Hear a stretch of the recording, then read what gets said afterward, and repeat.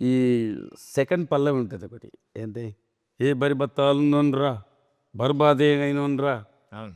ఏ అని చెప్పేసి ఇక పోతావా అని ఒకటి. తర్వాత మొలదారం లేనోన్రా నీకన్నా మొండోన్రా ఇక పోతావా 2 సార్లు.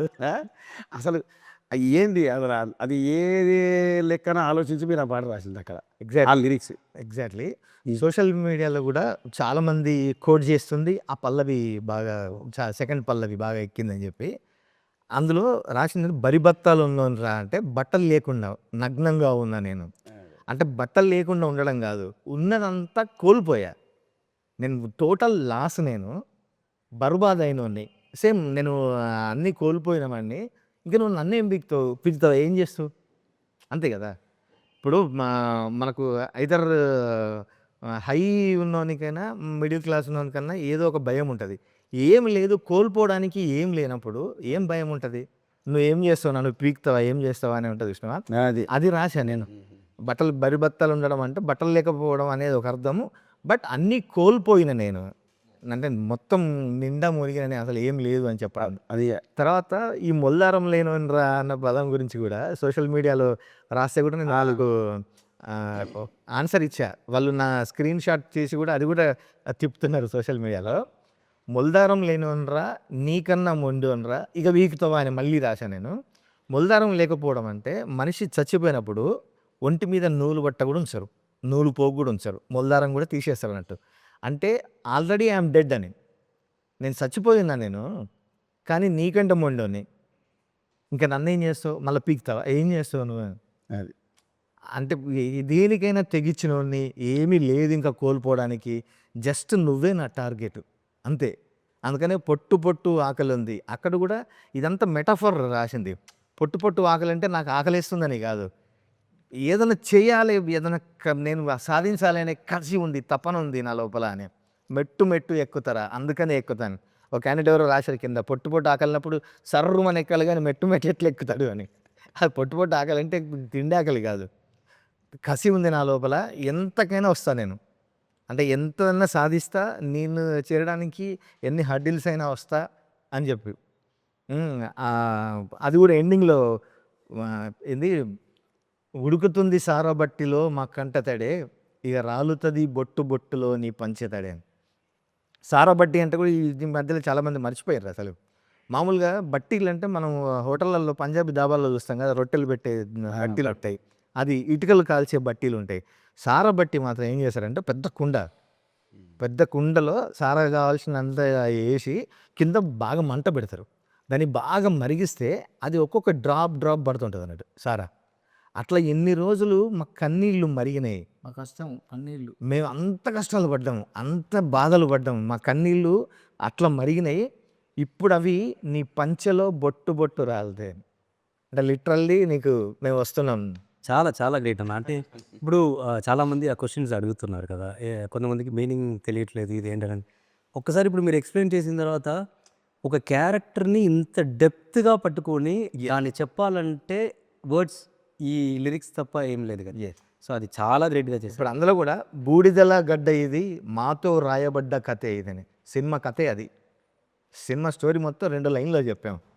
ఎందుకంటే బూడిదల గడ్డ అంటే ఇక్కడ యాషెస్, అంతా బూడిదైపోయింది, ఏమీ లేదు, మేమంతా చచ్చిపోయినాం, మళ్ళీ ఫీనిక్స్ లాగా బూడిదలోంచి పుడతాం మేము, మా స్టోరీ మేము రాసుకుంటాం. తర్వాత వీళ్ళు సోషల్ మీడియాలో కూడా దార్కా సుల్తానే రాస్తారు కానీ దార్కా సుల్తాన్ కాదు, అది డర్కా సుల్తానే, అంటే he's a king of fears అని. అంత డెప్త్గా రాసుకుంటూ వచ్చినాం. ఇంత లోకల్ పదాలు రాయడానికి ముఖ్య కారణం ఏంటి తెలుసా, బీయింగ్ లోకల్ బీయింగ్ గ్లోబల్ అంటారు. మన ఎగ్జాంపుల్ కాంతార అలాంటి సినిమాలు చూసినా కూడా లోకల్ కథలే. మీరు ఎన్ని మొత్తం ఇంటర్నేషనల్గా కూడా చూసుకోండి, ఎన్ని అవార్డులు తెచ్చుకునే, ఆస్కార్లు గెలుచుకునే ఏవి కూడా లోకల్ ఎత్తుకుంటేనే, రూట్స్ చెప్పినప్పుడే అది గ్లోబల్ లాగా. అందుకని మన రూట్స్లోంచి ఎత్తుకున్నది. దీనికి ఒక తెలంగాణ అని కాదు, ఆంధ్ర నుంచి అటు మిగతా దేశాల నుంచి బయట నుంచి కూడా చాలామంది అప్రిషియేషన్ చేయడం చాలా హ్యాపీగా ఉంది. అందరూ అప్రిషియేట్ నిజంగా దీన్ని మోసుకుపోతున్నారు. ఆయా షేర్ అంటే ఆ షేర్ వస్తే మీరు ఇంత ఘనంగా స్వాగతం చెప్తారు అనుకోలేదు.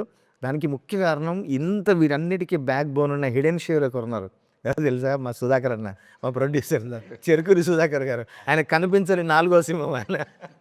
వెనక నుండి ఇప్పుడు మనకి ఒక డైరెక్టర్ కానీ, ఒక కొరియోగ్రాఫర్ కానీ, ఎవరైనా మ్యూజిక్ డైరెక్టర్ కానీ, మనం ఒక విషయాన్ని పట్టుకొని వెళ్దాం.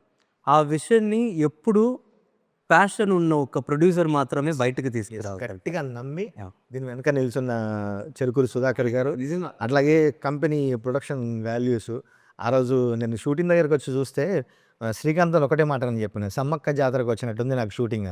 అంతమంది పబ్లిక్, అంత లావిష్నెస్, అంత ఖర్చు, ఆ ప్రొడక్షన్ వాల్యూస్ అయితే అసలు చెప్పలేము. ఇప్పుడు సాంగ్ మొత్తం మనం షూట్ చేస్తున్నప్పుడు మనం ఏం కావాలన్నా, ఈవెన్ సడన్గా ఏదైనా ఒక క్రియేటర్కి సడన్గా ఏదైనా కావాలన్నా వస్తుంది.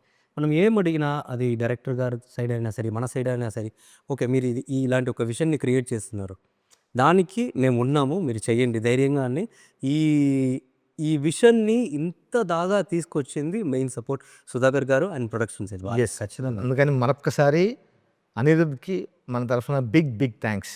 నాని అన్న ఫ్యాన్స్ తరఫు నుంచి, తెలుగు ప్రేక్షకుల తరఫు నుంచి, అందరు లవర్స్ తరఫు నుంచి, సినిమా లవర్స్ తరఫు నుంచి అనిరుద్ధ్జీ మీకు బిగ్ థ్యాంక్స్.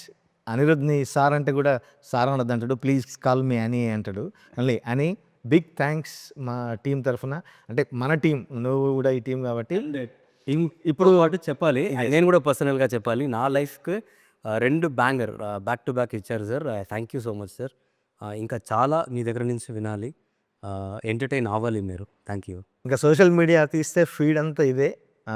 కాలేజీల్లో ఫెస్టివల్స్ జరిగితే పాటకి విపరీతంగా డ్యాన్సులు చేస్తున్నారు. మరి అనిరుద్ధ్ కాన్సర్ట్ ఉంది, ఆ రోజు ఎంత వైబ్ అవుతామో, ఎంత వైబ్ అవ్వాలో నీ మీదే ఉంది అని మళ్ళీ ఒకసారి బ్యాంగ్ సృష్టించాలి. వన్ మోర్ థింగ్, నేను ఖచ్చితంగా డిఓపి సాయి గారి గురించి కూడా మాట్లాడాలి. ఎగ్జాక్ట్లీ. ఆయన నాకని కాదు, ఈ మూవీ కోసమని, ఈ సాంగ్ కోసమని ఒక్కొక్క రోజు మనం సార్ ఇది ఇట్లా చేయాలి, ఈ షార్ట్ ఇలా చేయాలి సార్, దీనికి ఇంకా విజువల్ మనం ఎట్లా చూపించాలి సార్ అని అడుగుతున్నప్పుడు ఆయన మనం అడగడానికి ముందు ఆ సమాధానంతో రెడీగా ఉంటుంది.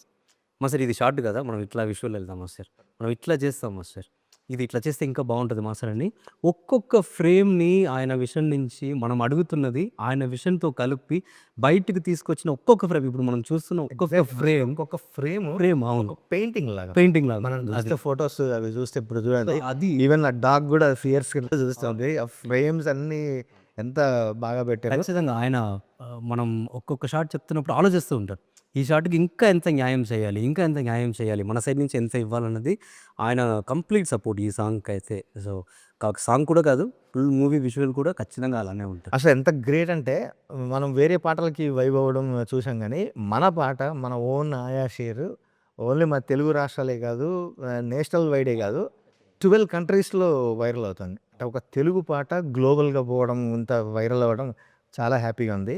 మాస్టర్ మేము పాట అయితే వింటున్నాము, వీడియోలో చూస్తున్నాము, కానీ తెలియని ఇంకా బోల్డ్ అని ఉంటాయి. మీరు ఇంకా స్టెప్స్ బోల్డ్ అని దాచిపెట్టారా? ఇంకెంత ఉన్నాయి, ఎంత మ్యాడ్నెస్ ఉంది, ఎంత ఫైర్ ఉండబోతుంది. తర్వాత ఇంతమంది ఉన్నారు కదా, ఒక 600 మంది. ఆ సెట్ కూడా ఎంత అద్భుతంగా ఉందంటే మన అవినాష్ గారు, అవును అసలు ఆయన ఒక మ్యాడ్. అసలు అందరూ ఈ షేర్లన్నీ కలిపి ఒక గుంపు మంద బయలుదేరింది. మీకు అసలు ఆ షూటింగ్లో ఏమన్నా మాకు కూడా తెలియని ఇంట్రెస్టింగ్ థింగ్స్ చెప్పండి ఏమన్నా. ఇంట్రెస్టింగ్ అంటే దీంట్లో అందరి డెడికేషనే ఇంట్రెస్టింగ్.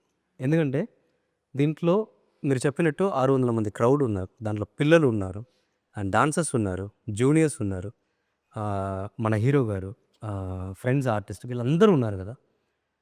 మీరు చెప్పినట్టే నేను ఇప్పుడు కెమెరా వైపు చూస్తుంటే కెమెరా వైపే చూస్తుంటా, పక్కన ఏం జరుగుతుంది ఇవన్నీ ఏం లేదు, అందరూ వాళ్ళ పని మీద అంత ఇంట్రెస్టింగ్గా మనం పని ఎట్లా చేయాలి, ఈ సాంగ్ని ఒక్కొక్కరు తెలియకుండా ఒక్కొక్క సైడ్ నుంచి వాళ్ళు ఇన్పుట్ని లేదంటే వాళ్ళు హార్డ్ వర్క్ని ఇస్తూనే ఉన్నారు. ఎవరికి నేను మిగతా దాంట్లో పని చేసినప్పుడు లేనిది ఇక్కడ ఉన్న ఒక గొప్ప విషయం ఏంటంటే ఎవరెవరు పని ఎక్కడెక్కడ ఉందో దాని మీద అంత కాన్సన్ట్రేట్గా ఒక్కొక్కరు పని చేస్తారా, అట్లా జరిగితేనే ఇలాంటి ఒక విజువల్ వస్తుంది. అవినాష్ కొల్లా గారు ఇచ్చిన వరల్డ్, ఇప్పుడు మనకు ఆ వరల్డ్ కనిపిస్తుంది కదా, అదైనా కానీ ఈవెన్ కంప్లీట్ నేను స్పెషల్గా చెప్పాలంటే ఈవెన్ పిల్లలు కూడా ఆ నీళ్ళలో కూర్చొని అంతసేపు చేశారు, అండ్ వాళ్ళు కూడా అంత ఇంట్రెస్ట్గా చేశారు, అందరూ వాళ్ళు డెడికేషన్ ఇచ్చారు.